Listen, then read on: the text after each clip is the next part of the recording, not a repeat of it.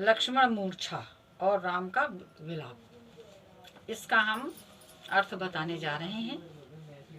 अब ध्यान पूर्वक सुने। ये रामचरितमानस से लिया गया है।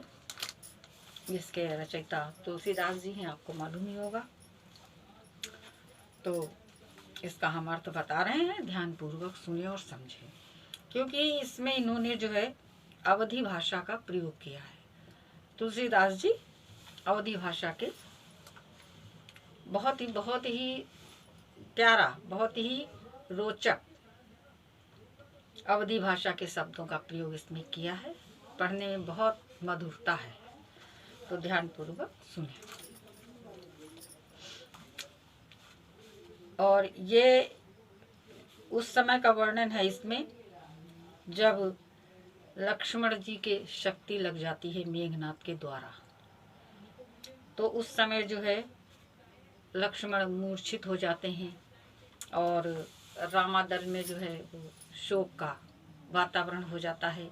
सभी दुखी हैं और ये हो रहा है कि किस प्रकार से लक्ष्मण के प्राण बचाए जाएं, और बचाने में इस कार्य को कौन कर सकता है।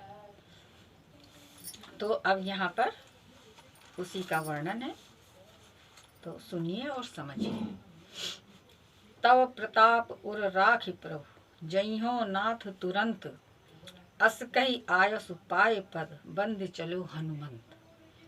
भरत बाहुबलशील गुण, प्रभु पद प्रीति अपार, मनमोह जात सराहत, पुन पुन पवन कुमार। तो इसमें जो है हनुमान जी का जन्म जो है वो श्री रामचंद्र जी की सेवा के लिए ही हुआ था। उनसे बड़ा कोई सेवक नहीं है, तो वो हर असंभव कार्य को भी करने में सक्षम थे।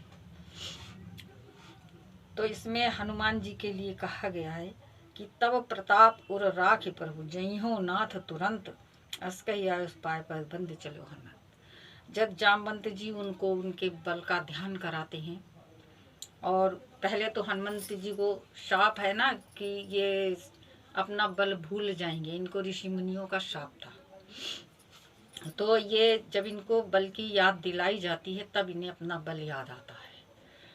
तो इनको जामवंत जी इनके बल का स्मरण करवाते हैं। तब ये जब समुद्र लांघने का समय था, तो उस समय जो है तब हनुमान जी को अपने बल का स्मरण होता है और वो अपने बल से जो है वो सीता का पता लगाते हैं, समुद्र लांघ जाते हैं। वही हनुमान जी जो रामचंद्र जी के सेवा के लिए ही जिनका जन्म है, तो उनसे जब कहा जाता है तब वो कह रहे हैं कि तब प्रताप उर राख प्रभु, जइहो नाथ तुरंत। सबने कहा हनुमान जी को बुलाइए, वही ये कार्य कर सकते हैं। तो कि हे, वो कह रहे हैं हे प्रभु, हे भगवान, हे श्री रामचंद्र जी, हे स्वामी, आपके प्रताप को, यानी आपके पराक्रम को, आपके ऐश्वर्य को, आपके यश को, मैं तो कुछ भी नहीं हूँ, मैं जो कुछ हूँ वो आपसे हूँ। तो आपके उस प्रताप को मैं अपने हृदय में धारण करके तुरंत जाऊंगा। आप जहाँ कहेंगे मैं तुरंत जाऊंगा। अस कही आयुष पाए पद, बंद चलो हनुमंत। ऐसा कह करके हनुमान जी भगवान श्री रामचंद्र जी के चरणों में प्रणाम करके और वो इस कार्य के लिए चल देते हैं। तो ये देखिए कि भक्त और भगवान में, सेवक या स्वामी में, ये एक बहुत बड़ी बात होती है कि जो सेवक होता है वो अपने प्रभु की, उसको वो ये नहीं कहता है कि मैं हूँ, मैं कर रहा हूँ ये सब, या मेरे अंदर इतनी शक्ति है। जो भगवान के सहारे रहता है तो वो ये कहते जो भी मेरा कार्य हो रहा है हे प्रभु, वो आपकी कृपा से हो रहा है। कितना ही बड़ा भक्त हो, कितना ही बड़ा संत स्वामी हो, परंतु वो कभी ये नहीं कहता कि हमारे तब्बल से ऐसा हुआ या हमारे अंदर इतनी क्षमता है, हम इतना प्रभु के मैं करीब हो गया हूँ कि मेरा ये कार्य स्वयं हो रहा है। वो हमेशा यही कहेगा। जो समझदार है, जो जानता है कि ईश्वर के बिना कोई भी एक पत्ता तक नहीं हिल सकता है, तो वो अपने हृदय में ईश्वर का धन्यवाद करता है और वो यही कहता है कि आपकी ही कृपा से हम ऐसा कार्य कर पा रहे हैं। हमारी क्या है, हमारी क्या विश्वास है जो हम कुछ कर लेंगे, हमें तो कल का भी पता नहीं है। तो इस प्रकार से भगवान की जो है वो वंदना करके हनुमान जी उनके चरणों को अपने हृदय में धारण करके और उनके चरणों में अपना सिर झुका करके उनकी वंदना करके फिर वो अपने इस कार्य के लिए संजीवनी लाने के लिए चल देते हैं। और भरत बाहुबल शील गुण प्रभुपद प्रीति अपार मन मोह जात सराहत पुन पुन पवन कुमार। कि भरत बाहुबल शील गुण, और भरत जो हैं वो कैसे हैं, बहुत ही बलशाली हैं, बहुत ही शालीन है, मतलब जिनका स्वभाव बड़ा सरल है। गुण प्रभु पद प्रीति, और जिनका क्या है कि भगवान श्री रामचंद्र जी के चरणों में अपार प्रेम है। ऐसा विचार करते हुए उनकी सराहना, बार बार उनकी सराहना करते हुए पवन कुमार यानी हनुमान जी चल देते हैं। वहां राम लक्ष्मण ही निहारी बोले वचन मनुज अनुसारी। अर्धरात्रि गई कपि नहीं आयो राम उठाए अनुज लायो। अब इधर क्या होता है, रामा दल में जहाँ लक्ष्मण जी मूर्छित पड़े हुए हैं तो सारा वातावरण कैसा है कि बिल्कुल शोकाकुल है, सभी शोक से संतप्त हैं और सब यही देख रहे हैं कि वहाँ राम लक्ष्मण निहारी, कि भगवान श्री रामचंद्र जी लक्ष्मण को निहार कर माने देख करके कि वहाँ पर श्री रामचंद्र जी लक्ष्मण को बार बार देखते हैं और बोले वचन मनुज अनुसार, और एक साधारण मनुष्य की भांति वचन बोलते हैं, क्योंकि उन्होंने नरलीला की है। इस संसार को राक्षसों से मुक्ति देने के लिए उन्होंने जो है नर रूप में अवतार लिया था, तो इसलिए बिल्कुल साधारण मानव की भांति ही वो विलाप कर रहे हैं और उसी प्रकार से बात कर रहे हैं कि अर्ध रात गई कपि नहीं आयो राम उठाए अनुज। कि अर्ध रात यानी आधी रात, क्योंकि कहा गया था कि अगर सुबह होते ही संजीवनी नहीं मिलेगी तो लक्ष्मण के प्राण नहीं बचेंगे, इसीलिए पवन पुत्र हनुमान जी को भेजा गया था कि यही ये कार्य कर सकते हैं। और देख रहे हैं कि आधी रात बीत गई है, अब तो सुबह होने में कुछ ही समय बाकी है और अभी तक पवन पुत्र वापस नहीं आए हैं। तो ऐसा विचार करके रामचंद्र जी जो हैं वो अपने अनुज माने छोटे भाई लक्ष्मण को बार बार अपने हृदय से लगाते हैं। न दुखित देख मोहि काऊ बंधु सदा तो मृदुल स्वभाव। कह रहे हैं रामचंद्र जी कि तुम कभी भी मुझे दुखी नहीं देख सकते थे। सकहु न दुखित देख मोहि काऊ, कि तुमने मुझे कभी भी दुखी नहीं देखा है। बंधु सदा तो मृदुल स्वभाव, हे भाई तुम्हारा स्वभाव इतना मृदुल था, हमारे लिए तुम कभी भी कोई कष्ट नहीं देख सकते थे। मम हित लाग तजो पितु माता है और सहयो विपिन हिम आतप बाता। कहने तुमने हमारे कारण अपने माता पिता को छोड़ा और इस वन में तमाम प्रकार की गर्मी, सर्दी, धूप, सारी व्याधाओं को तुमने हमारे कारण सहन किया है। सो अनुराग कहाँ अब भाई उठाऊ न सुनि मम बच विकलाई। तो कह रहे हैं हे भाई वो प्यार अब कहाँ गया है, तुम हमको मतलब कहने का है कि हम आज इतना दुखी हैं और मतलब हमारे अपार दुख की सीमा हो गई, तो उसको तुम कैसे देख रहे हो, कैसे तुमको हमारा दुख सहन हो रहा है, क्यों नहीं उठ जाते हो। सो अनुराग कहाँ भाई, कह रहे वो प्रेम अब कहाँ गया है हे भाई, अब वो प्यार कहाँ गया है। उठाओ न सुनि मम बच विकलाई, तुम मेरी विकलाई माने व्याकुल, कि मेरी इन विकल वचनों को सुन करके इतने व्याकुलता से वो रो रहे थे। तो कह रहे हमारी इतने व्याकुल वचनों को सुन करके हे भाई तुम उठ क्यों नहीं रहे हो, तुम इतने शांत क्यों हो। जो जनते हूँ बन बंधु बिछूहू और पिता वचन मनते नहीं हो। रामचंद्र जी कह रहे हैं कि अगर मैं जानता कि वन में हमारे भाई का हमसे बिछोह हो जाएगा, यानी बिछुड़ना हो जाएगा, हमारा भाई हमसे बिछुड़ जाएगा, तो मैं पिता के वचनों को कभी नहीं मानता। मैं पिता के आज्ञा की अवहेलना कर जाता। और सुत वित नारी भवन परिवारा, हो ही जा ही जग बारह ही बारह। सुत माने पुत्र, और वित्त माने धन, नारी माने पत्नी, भवन परिवार। कह रहे ये सब तो बार बार हो जाता है, पत्नी भी मिल जाती है, पुत्र भी मिल जाता है, और धन भी मिल जाता है, घर भवन महल सब मिल जाते हैं, लेकिन मिला ही न जगत सहोदर भ्राता। लेकिन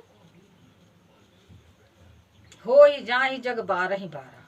कह रहे ये संसार में बार बार मिल जाते हैं, एक बार नहीं बार बार मिल जाते हैं। अस विचार जिये जागहु ताता, मिलहि न जगत सहोदर भ्राता।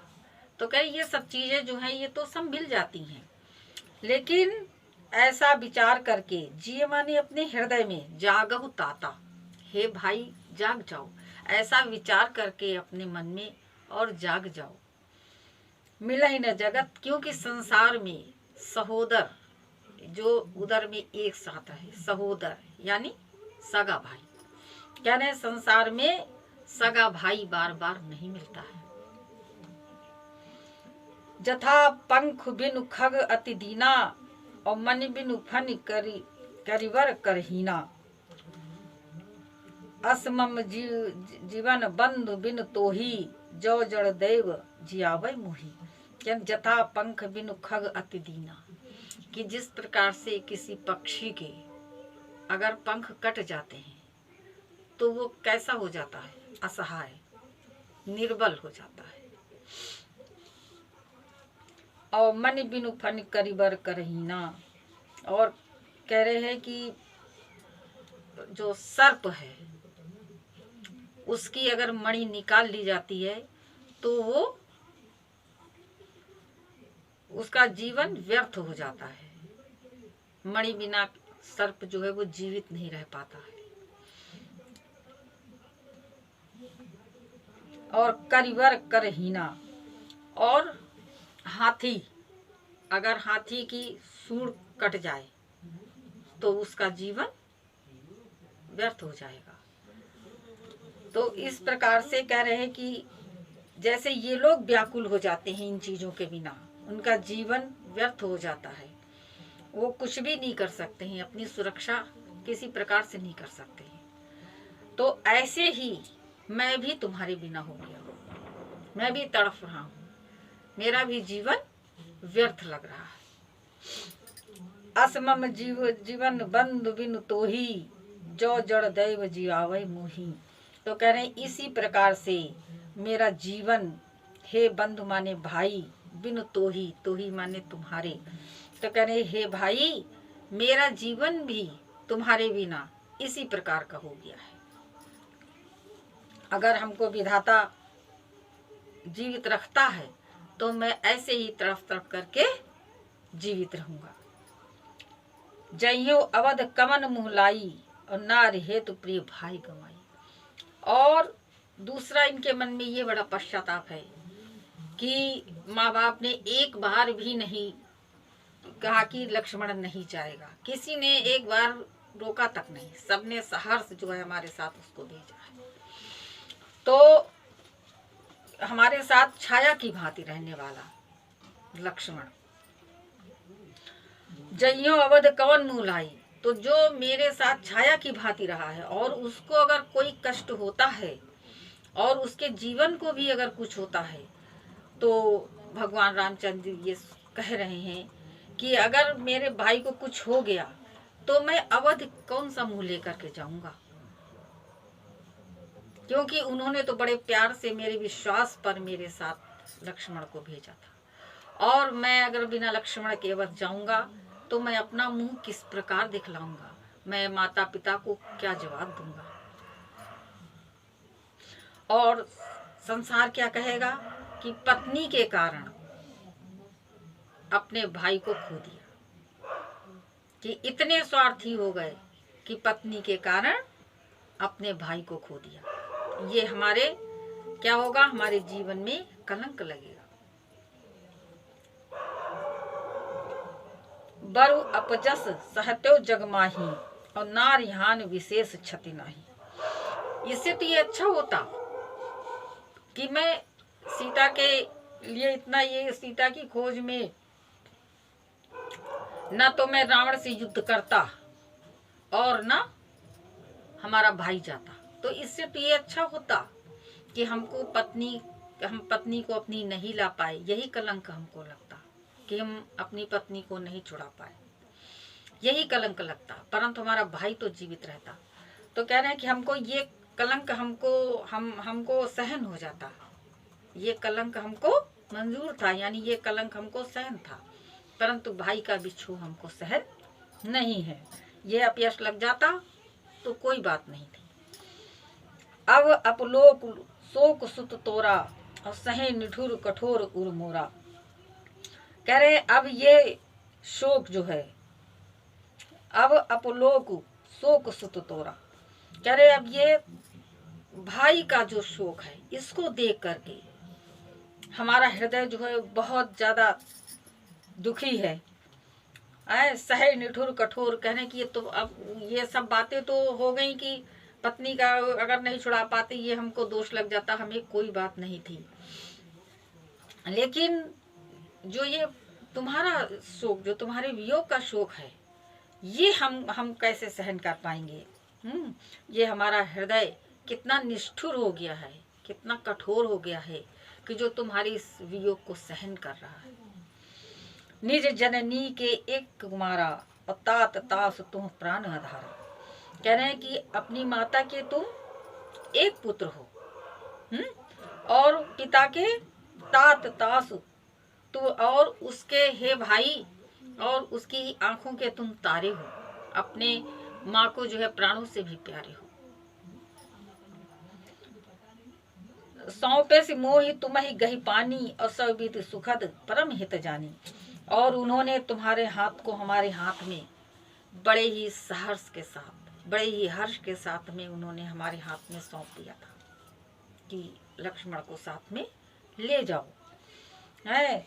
और सब क्योंकि वो समझ रही थी कि तुम्हारा जो है हर प्रकार से कल्याण होगा, हर प्रकार से तुम्हारा हित होगा, ऐसा जान करके उन्होंने तुम्हें हमें सौंप दिया था। उतर उकाह दईहो तही जाई, उठी किन मुँह सिखावो भाई। तो कह रहे अब मैं जा करके माता को क्या उत्तर दूंगा, हे भाई उठो, मुझे समझाओ, मैं क्या करूं। बहुविधि सोचत सोच विमोचन, श्रवत सलिल राजीव दल लोचन। बहुविधि सोचत सोच विमोचन, कह रहे जो सारे संसार का सोच यानी चिंता, जो सारे संसार की चिंता को मिटाने वाला वो परब्रह्म आज नर लीला कर रहा है। और कितना चिंतित दिखाई दे रहा है कि ब्रह्म जो है वो नर बन करके कैसा दिखाई दे रहा है, जो कि सबकी चिंताओं का हरण करता है, वो स्वयं इतना चिंतित दिखाई दे रहा है। और स्रवत सलिल राजीव दल, और उनका जो अश्रु है वो उनके कानों तक बह रहे हैं, उनके अश्रु की धारा बह रही है, मुंह पे पूरे गाल और सब है। स्रवत सलिल राजीव दल लोचन, राजीव दल यानी जिनके कमल की पंखुड़ी के समान जिनके नेत्र हैं, उन नेत्रों से अश्रु की धारा जो है वो प्रवाहित हो रही है। बहुविधि सोचा सोच विमोचन, श्रवत सलिल राजीव दल लोचन। उमा एक अखंड रघुराई और नरगति भगत कृपालु दिखाई। कह रहे उमा एक अखंड रघुराई, तो शंकर जी पार्वती जी से कहते हैं कि जो भगवान श्री रामचंद्र जी रघुराई हैं, क्या हैं, अखंड हैं, जिनके अंदर कोई शोक ताप संताप चिंता सबसे परे हैं। वो क्या कर रहे हैं, नर गति भगत कृपालु दिखाई, तो उन्होंने नर जो मनुष्य की गति होती है उसको कितने मार्मिक ढंग से उन्होंने दिखाया है कि एक बिल्कुल नर के समान उन्होंने व्यवहार किया है कि एक मनुष्य की दशा किस प्रकार से है ऐसे समय में होती है। तो वही दिखाया। वो तो नारायण है, उनको तो कोई चिंता नहीं है, उनको तो सब कुछ मालूम है, परंतु उन्होंने नर लीला जो की है तो वो बिल्कुल पूर्ण रूप से मनुष्य का चरित्र दिखाया है। प्रभु प्रलाप सुनि कान विकल भये बानर निकर आई गयो हनुमान जिम करुणामह वीर रस। कह रहे अब ये सोरठा है कि प्रभु प्रलाप सुनी, भगवान श्री रामचंद्र जी का विलाप कानों से सुन करके जितने भी बानर थी, जितनी बानरी सेना थी वो बहुत ही व्याकुल है, सभी बहुत व्याकुल हो रहे हैं। आई गयो हनुमान जी में, और उसी समय हनुमान जी जो है वो द्रोणागिरि पर्वत को लेकर के आ जाते हैं। और ऐसा मालूम देता है कि करुणा रस, यानी कैसा था वहाँ का माहौल, करुण रस से पूर्ण, और उसमें वीर रस की भांति, यानी जोश सबके अंदर। फिर क्या होता है, हनुमान जी को देख करके सबके अंदर जोश आ जाता है, वीर रस की उत्पत्ति हो जाती है। हर श्री राम भेटे हनुमाना अति कृतज्ञ परम सुजाना, और तुरंत वैद्य तब कीन हो पाई उठ बैठे लक्ष्मण हर्षाई। तो हर श्री राम भेटे हनुमाना, तो जैसे ही पवन पुत्र हनुमान जी को श्री रामचंद्र जी ने देखा, तुरंत उठ करके उनको गले से लगा लिया और अति कृतज्ञ परम सुजाना, और भगवान जो है बड़ी कृतज्ञता दिखा रहे हैं। कहते हैं कि हम तुम्हारा बड़ा कृतज्ञ हूँ, माने एहसानमंद जिसको कहते हैं। तो वो अपनी बड़ी कृतज्ञता दिखा रहे हैं तुरंत। और उसी समय फिर तुरंत वैद्य सब की, वैद्यराज जो थे बूटी को पहचानते थे, तो उन्होंने फौरन जो बूटी आवश्यक थी उसको ले करके और उसको मिलू करके लक्ष्मण को पिलाते हैं और उठ बैठे। तभी तुरंत लक्ष्मण जी जो है प्रसन्न होकर के उठ करके बैठ जाते हैं। हृदय लाए प्रभु भेटे भ्राता, हर्षे सकल भालु कपि भ्राता। और भगवान रामचंद्र जी लक्ष्मण जी को अपने हृदय से लगा लेते हैं और खूब उनको गले मिलते हैं। और जितने भी बानर हैं, भालू जो थे, वो सभी लोग जो हैं खूब सब हर्षित हो जाते हैं, हर्ष का समय हो जाता है। कपि पुण्य वैदि तहाँ पहुँचावा, जही विधि तमही ताहि लहियावा। फिर हनुमान जी ने जब लक्ष्मण जी जीवित हो जाते हैं तो हनुमान जी जो हैं, वैद्य का नाम क्या था, सुसेन। तो सुसेन वैद्य को लंका से उठा लाए थे, ये पूरे उनके घर के सहित यहाँ पर उठा लाए थे लंका से। तो फिर रात ही रात में उठा लाए और रात ही रात में फिर उनको घर समेत वहीं लंका में पहुंचा दिया था जाके। तो कवि पुन वैद्य तहाँ जहाँ से लाए थे वहीं पहुंचा दिया। जय भी तवे ताई ले, जिस प्रकार से उनको लाए थे, अर्थात घर सहित लाए थे और घर सहित ही उनको वहां पर पहुंचा दिया। ये वृतांत दशानन सुनई अति विषाद पुन पुन सिरधु नहीं। फिर ये बात जो है वो लंका में जब दशानन को, रावण को पता चलती है कि अरे लक्ष्मण तो जीवित हो गया है, तो इस बात से उसको बहुत धक्का पहुंचता है और उसके मन में बड़ा मतलब दुख हो जाता है कि अरे वो जीवित कैसे हो गया। और बार बार वो अपना सिर धुनने लगते हैं, जैसे लोग ज्यादा परेशान सिर पटकने लगते हैं ऐसे करके, तो वो भी अपना सिर धुनने लगता कि अरे ये क्या हो गया, लक्ष्मण जीवित कैसे हो गया। व्याकुल कुंभकर्ण पहियावा, विविध जतन कर तहीं जगावा। फिर जब उसने देखा कि अब तो कोई काम नहीं बनने वाला है, तो कुंभकर्ण के पास जाता है, अपने भाई, इसका भाई था जो कि 6 महीने सोता था। तो और बीच में फिर उसको उठाया नहीं जा, अगर वो सो जाता था तो फिर उसको उठाना बहुत ही मुश्किल हो जाता था, उठता नहीं था। तो उसके पास गए और जाकर के तमाम प्रकार के वाद्य बजाए, हाथी चढ़वाए, उसके भाले भुकवाए, तमाम अपना उपाय किए, तो महा मुश्किलों से फिर वो जागता है। और जागा निश्चर देखी कैसा, मानव काल देह धर वैसा।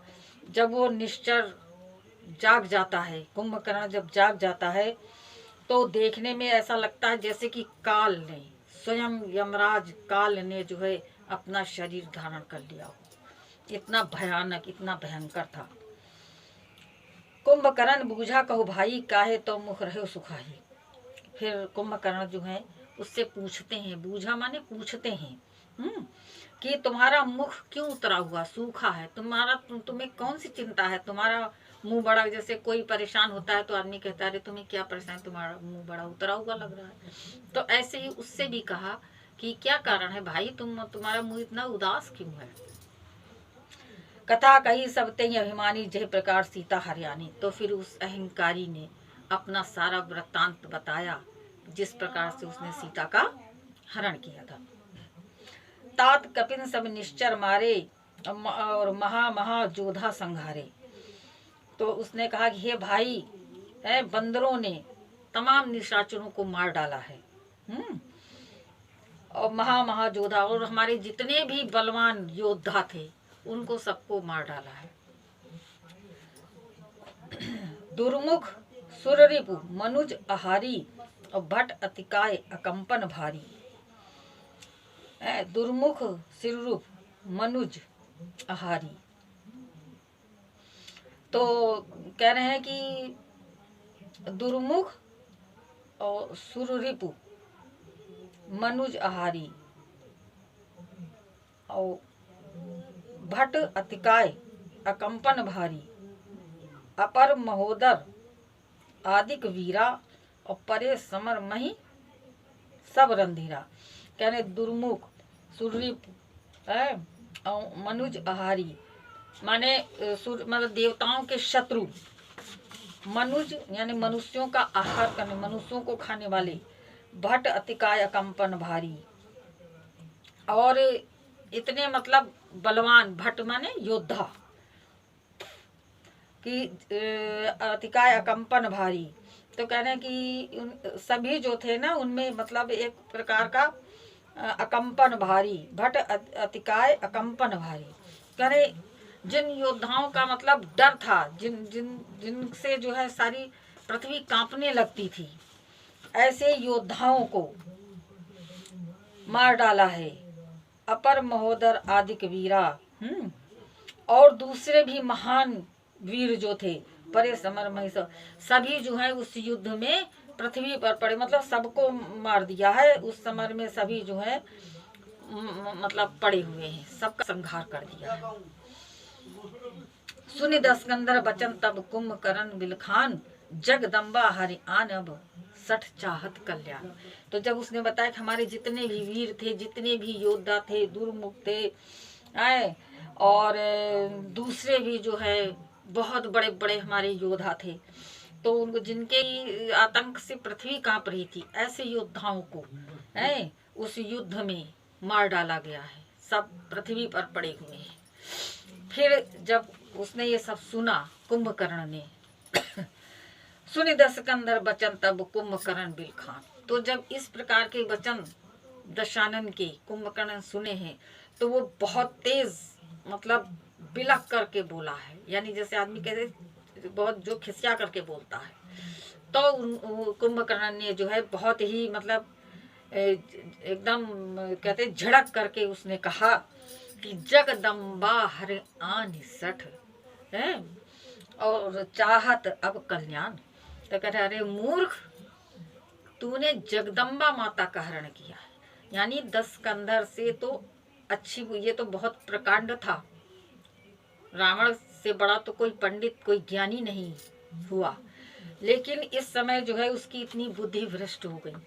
तो कुंभकर्ण उसको सचेत करता और कहता है कि अरे वो तो जगदम्बा है, वो तो सारे संसार की जननी है, अरे मूर्ख, तूने उसका हरण कर लिया और अब कल्याण चाहता है।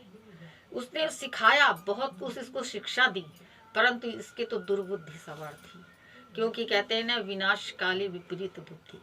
तो इसकी बुद्धि का विनाश हो गया था, उसने उसकी भी नहीं सुनी। अब आपका ये पाठ पूरा हो गया है। अगर हमारी वीडियो आपको पसंद आई हो तो वीडियो को लाइक कर दें और चैनल को सब्सक्राइब करके बेल आइकन दबा दें।